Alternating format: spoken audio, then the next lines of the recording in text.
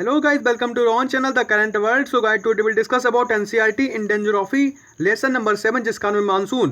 So guys, इससे जो part 1 था इसमें हमने डिस्कस किया थी मानसून से जुड़े जो बहुत सारी इंपॉर्टेंट जो जानकारी थी वो हमने डिस्कस की और आपको बताया था कि हमारे भारत के अंदर ग्रीष्म ऋतु में और शीत ऋतु में किस प्रकार से बारिश होती है, पूरे भारत में किस प्रकार से बारिश होती है।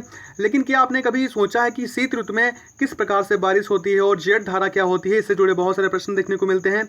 पश्चिमी विक्षोभ क्या होता है, दुनिया में जो है चक्रवात कैसे आते हैं, इनका जो बेसिक कहाँ से इनकी जो जड़ है वो हम आज पकड़ने का प्रयास करेंगे पार्ट 2 में। इससे पहले पार्ट 1 हमने डिस्कस किया मानसून के बारे में बेसिक इन्फॉर्मेशन, वो आप जाके देख लेना, डिस्क्रिप्शन बॉक्स में इसका लिंक दे देंगे। सो गाइस चलिए शुरू करते हैं। अगर वीडियो अच्छा लगे तो लाइक, सब्सक्राइब, कमेंट और शेयर करना। So guys let's start. जब सूर्य की किरणें मकर रेखा पर लंबवत पड़ती है, यानी कि बिल्कुल स्ट्रिक्ट और सीधे पड़ती हैं, तब सूर्य की किरणें कर्क रेखा पर बिल्कुल तिरछी पड़ती हैं, जिससे क्या होता है उत्तर भारत पर शीत ऋतु का मौसम आ जाता है। भाई जाहिर सी बात है कि अगर हमारी इस प्रकार की एक अर्थ है, ये हमारी पृथ्वी है, बीच में हमारी इक्वेटर है यानी कि विषुवत रेखा है 0 डिग्री, और यहाँ पर 23.5 डिग्री है, 23.5 डिग्री है, ठीक है। और यहाँ पर साउथ में 23.5 डिग्री यानी कि मकर रेखा है, ठीक। ऊपर ये हो गई कर्क रेखा और नीचे हो गई मकर रेखा, बीच में हो गई विषुवत रेखा। तो जब सूर्य की किरणें मकर रेखा पर यानी कि 23.5 डिग्री साउथ में पड़ती हैं, तब यहाँ पर सूर्य की किरणें पूरी तरीके से नहीं चमक पाती हैं, यानी कि बिल्कुल स्ट्रेट लाइन में नहीं जा पाती, जिससे यहाँ पर शीत ऋतु प्रारंभ हो जाती है, ठीक है। तो गाइस आगे बढ़ते हैं। गाइस शीत ऋतु में क्या होता है, हिमालय के उत्तर में, मध्य एशिया, तिब्बत और चीन में धरातल से लगभग 6 से लेकर के 12 किलोमीटर की ऊंचाई पर क्षोभ मंडल के समीप क्या होता है, पश्चिम से पूर्व की ओर चलने वाली शक्तिशाली वायु धाराओं यानी कि जेठ धारा, पछुआ जेठ धारा का जो है निर्माण होता है। जब क्या होता है, ये धाराएं जो होती हैं वो कहीं ना कहीं चीन और जो तिब्बत का इलाका है वहाँ पर 6 से लेकर के 12 किलोमीटर के एरिया पर बिल्कुल ऊपर उठती हैं, और फिर क्या होता है ये कहीं ना कहीं एक जेठ धारा का रूप ले लेती हैं, भयंकर जो है ठंडक रूपी एक जेठ धारा का रूप ले लेती हैं, जो कहीं ना कहीं, और इनको पछुआ जेठ धारा भी बोलते हैं, ठीक है। ये क्या करती हैं, भारत में आकर के शीत ऋतु में वर्षा करती हैं, और वो कैसे करती है इसके बारे में बात करते हैं, ठीक है गाइस। ये वायु धाराएं जो है वो पश्चिम से पूर्व की दिशा में प्रवाहित होती है, इसलिए इनको पछुआ जेठ धारा भी कहते हैं, क्योंकि भाई इनकी जो गति है वो पश्चिम से पूर्व की ओर है, यानी कि पश्चिम से लेकर के पूर्व की दिशा में चलेंगे, इसलिए इनको पछुआ जेठ धारा भी बोला जाता है, ठीक है गाइस। जब शीत ऋतु में सूर्य दक्षिणायन यानी कि जब शीत ऋतु में जो सूर्य हमारा होता है मकर रेखा पर पड़ता है, 23.5 डिग्री साउथ पर पड़ता है, तब क्या होता है ये जेठ धाराएं बिल्कुल ही उसी की तरफ, सूर्य की तरफ मुड़ने लगती हैं, ठीक है, यानी कि दक्षिण की ओर खिसकने लगती हैं, जिसके परिणाम स्वरूप क्या होता है हिमालय जेठ धाराओं के मार्ग में आ जाती हैं। भाई अब यहाँ पे मैप के जरिए से समझने का प्रयास करिए आप। देखिए ये हमारे भारत का मैप है। अब यहाँ पर क्या हुआ, तिब्बत में, चीन में ये धाराएं उठी, 6 से लेकर के 12 किलोमीटर के एरिया में ये ऊपर उठी, और क्षोभ मंडल के समीप इन्होंने क्या किया, एक जेठ धारा या फिर पछुआ जेठ धारा का जो है रूप ले लिया। अब ये धारा यहाँ पर मुड़ती हैं और ये घूमते हुए यहाँ पे आती हैं और यहाँ पर भारत के अंदर एंट्री करने का प्रयास करती हैं, ठीक है।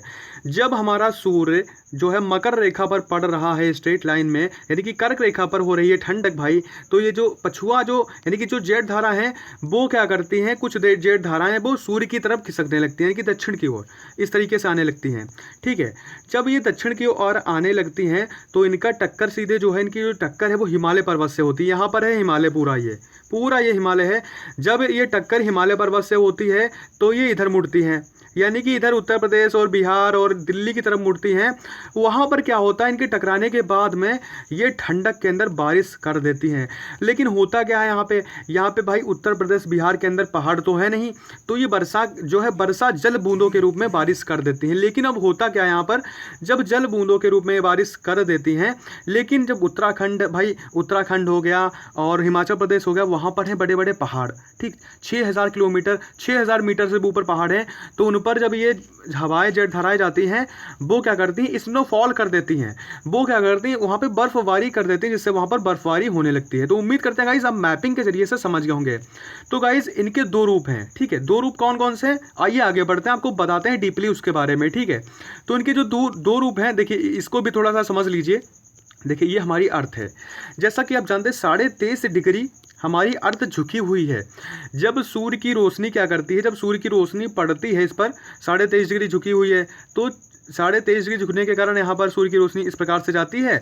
लेकिन जो नीचे का भाग है, अब भाई 23.5, अब आप अपने घर पे क्या करना, एक बॉल लेना और बॉल पर टार्च दिखाना और उसको थोड़ा झुका देना, वो पीछे आप जो है पूरी तरीके से एक और बॉल ले लेना, तो आपको परछाई नुमा एक आकृति दिखाई देगी। यानी कि जो सूर्य की रोशनी है वो सूर्य पृथ्वी के सामने वाले भाग पर पड़ पाती है जब रोशनी वो, यानी कि इधर वाला अंधेरा रहता है तो इधर रात होने लगती है, इधर दिन।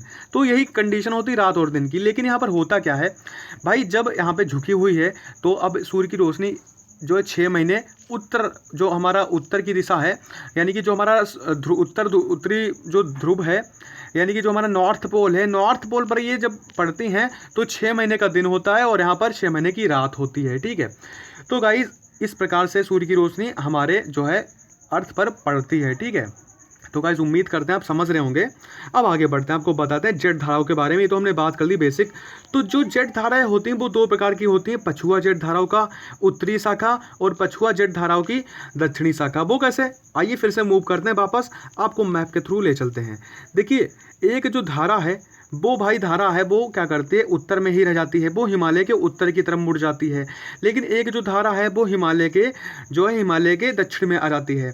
तो ये दक्षिण वाली ही तो भाई, जो दक्षिण वाली जो हमारी जो धारा है, जो दक्षिण वाली जो वायु है, वही तो बिहार, उत्तर प्रदेश, हिमाचल प्रदेश और उत्तराखंड में जो स्नोफॉल और बारिश करती है ना। लेकिन ये जो धारा है वो कुछ इधर चली जाती है, हिमालय को उधर, वो तिब्बत और चीन में जाकर के बारिश उरिश करती है। ठीक है, लेकिन हम बात करें इंडियन ज्योग्राफी की, उसके बारे में बात करेंगे। तो कहाँ पर हम थे पछुआ जेट धाराओं की उत्तरी एक शाखा हो गई, जिसको मैंने बताया वो हिमालय के उधर होगी, हिमालय की नॉर्थ साइड में होगी। लेकिन पछुआ जेट धाराओं की जो दक्षिणी शाखा है वो इंडिया में प्रवेश करती है हिमालय के जरिए से। ठीक है, पछुआ जेट धारा की दक्षिणी शाखा हिमालय के दक्षिण में उत्तर भारत के मैदान के ऊपर पश्चिम से पूर्व की ओर प्रवाहित होने लगती है।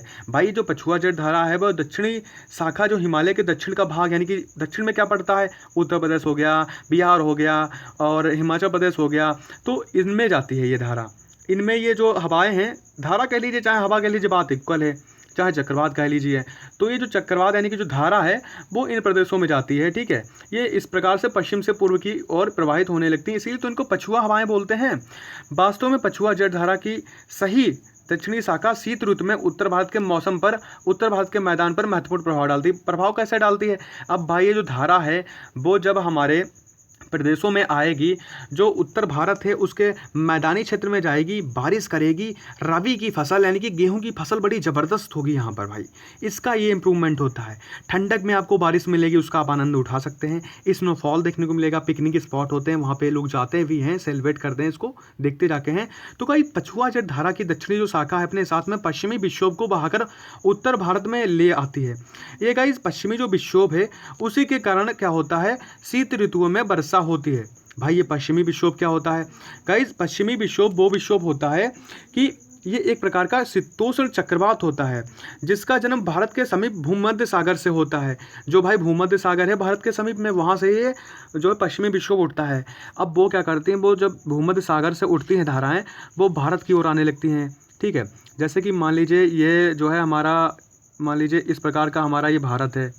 ठीक है, और इसके यहाँ पर ये भूमध्य सागर है, यहाँ से ये चक्रवात उठता है, विक्षोभ उठता है यहाँ पर, और ये धाराएं भारत की ओर आने लगती हैं पश्चिम पूर्व की दिशा में। तो इनको पश्चिमी विक्षोभ बुलाता है। लेकिन यहाँ पर जेट धारा के संपर्क में आने के रीज़न से ये पूरी तरीके से भारत में आ जाती हैं और यहाँ पर वर्षा करने का प्रयास करती हैं। मैप में समझिए, ये रहा हमारा भारत। ठीक है, ये रहा हमारा भारत और यहाँ पर ये रहा, ये आप जहाँ पर मैंने मार्क किया है, यहाँ पर है भूमध्य सागर। भूमध्य सागर के अंदर एक ऐसी क्रियाविधि होती है, यहाँ पर चक्रवात क्रिएट होता है और ये हवाएं जो होती हैं, तूफानी हवाएं, वो भारत की ओर आवागमन करने लगती हैं। बीच में काला सागर, ठीक है, और अत्यंत जो है सागर पड़ने के कारण इनको नमी अपार मात्रा में मिल जाती है।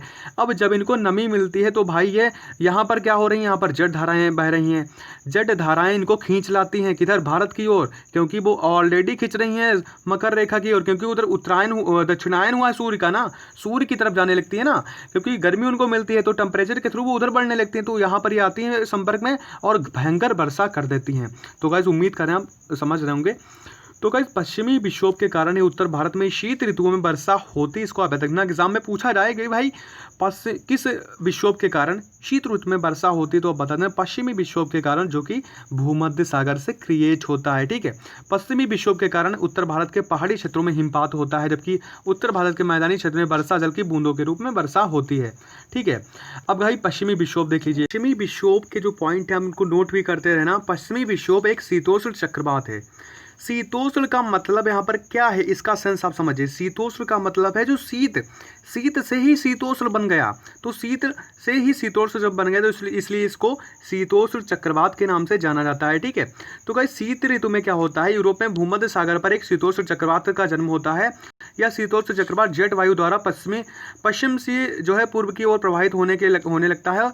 भूमध्य सागर, काला सागर, ठीक है, और अत्यंत जो सागर है उनके संपर्क में आने के बाद में ये क्या करता है, कैस्पियन सागर के ऊपर से निकलते हुए भारत में जट धारा के संपर्क में आता है, और ये धाराएं जो दक्षिण की ओर खींच लाती हैं।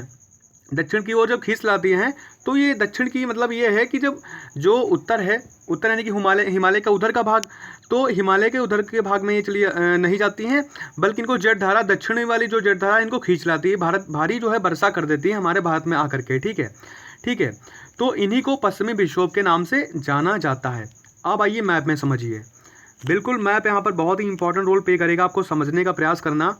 देखिए आपको भारत कहीं नज़र आ रहा है, नहीं नज़र आ रहा होगा, लेकिन अब मैं आपको बताता हूँ, नज़र भी आ रहा है कुछ लोगों को। ये है हमारा भारत, पूरा का ये पूरा भारत है, और ये सफ़ेद पट्टी जो आप देख रहे हैं ये है हिमालय। ठीक है, अब यहाँ पर है भूमध्य सागर। भूमध्य सागर में क्या हुआ, चक्रवात बना, और ये धाराएं पश्चिम से पूर्व की दिशा में प्रवाहित होने लगी और भारत में आई हैं इस प्रकार से। देखिए आप देख रहे होंगे ये जो लाल और ये हरे हरे हैं, ये वही धाराएं हैं। ये जब चक्रवात है जो पश्चिमी विक्षोभ है, इसको पश्चिमी विक्षोभ बोल दीजिए, चाहे शीतोष्ण चक्रवात बोल दीजिए, बात इक्वल है यार, कंफ्यूज ना हो। तो यहाँ पर ये धाराएं जाती हैं, तो यहाँ पर जो हमारी पश्चिम जेट धारा है वो इनको खींचने का प्रयास खींचती है, और ये धाराएं क्या करती हैं, ये जो शीतोष्ण चक्रवात है ये क्या करता है, चक्रवात इधर आता है, भारत के इधर हिमालय के उत्तर में, यानी कि बिहार, हिमाचल प्रदेश में, उत्तर प्रदेश में आता है, और भयंकर वर्षा करता है, क्योंकि भाई इनको भयंकर नमी मिली हुई है। नमी कहाँ से आई, कैस्पियन सी ले लो, काला सागर ले लो, बहुत सारे सागरों से लेते हुए ये धाराएं आई और भारत में इन्होंने भारी वर्षा कर दी, और पहाड़ी क्षेत्रों में इन्होंने क्या किया, हिमपात कर दिया। ठीक है, तो गाइस ऐसा नहीं है कि ये सिर्फ क्रिया हमारे भारत में होती, वर्ल्ड में कई सारी कंट्रियों के साथ में होती है। ठीक है, लेकिन हम स्पेशली भारत के बारे में बात कर रहे हैं, इसलिए भारत के बारे में भी आपको बताएंगे। जब ये धाराएं क्या होती हैं, भारत के उत्तर में, यानी कि भारत की जो दक्षिणी जेट धारा है उसके संपर्क में आने से इधर मुड़ जाती हैं, बारिश करती हैं, तो यहाँ पर क्या होता है, यहाँ पर भयंकर जो है बारिश करती है मैदानी क्षेत्र में यहाँ पर, इसीलिए रबी फसल बहुत ही जबरदस्त तरीके से होती है, यानी कि गेहूं की फसल। भाई गेहूं की फसल किस मौसम में हो पाती है, ठंडक में हो पाती है, किसानों से पूछना वो बताएंगे आपको। तो रबी फसल यहाँ पे हो जाती है।